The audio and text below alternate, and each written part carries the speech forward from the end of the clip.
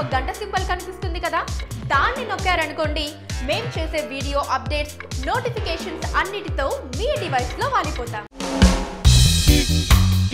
Jio SIM ని disconnect చేయడం ఎలా? ఇప్పుడు ఇదే ప్రశ్న చాలా మందిలో కలుగుతుంది. మార్చ్ 31 వరకు ఫ్రీ సర్వీసులు, ఆ తర్వాత ప్రైమ్ మెంబర్షిప్ తీసుకొని 303 రూపాయలు ప్రతి నెల కడితే మీరు జియో ఫ్రీగా ఇచ్చిన సేవల్ని మరలా పొందొచ్చు. అలా కాదు, ఫ్రీ ఆఫర్ అయిపోయాక తీసేద్దాం అనుకునే వాళ్ళకు కొన్ని సలహాలు.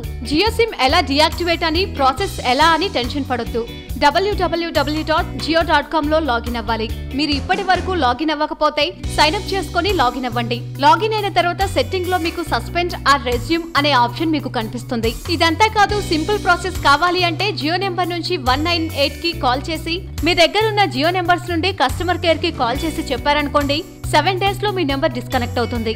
ఇక మీ ఆధార్ నెంబర్ తో జియో నెంబర్ తో ఉన్న లింక్ కూడా అఫీషియల్ గా తీసేయడం జరుగుతుంది.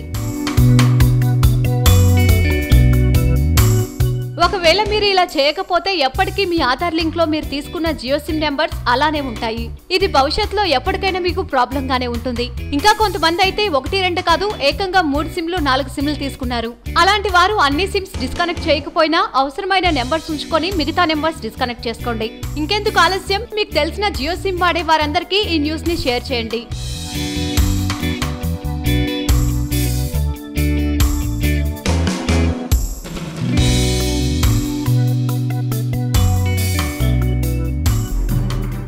వీలైతే లైక్, కుదిరితే కామెంట్ పెట్టండి.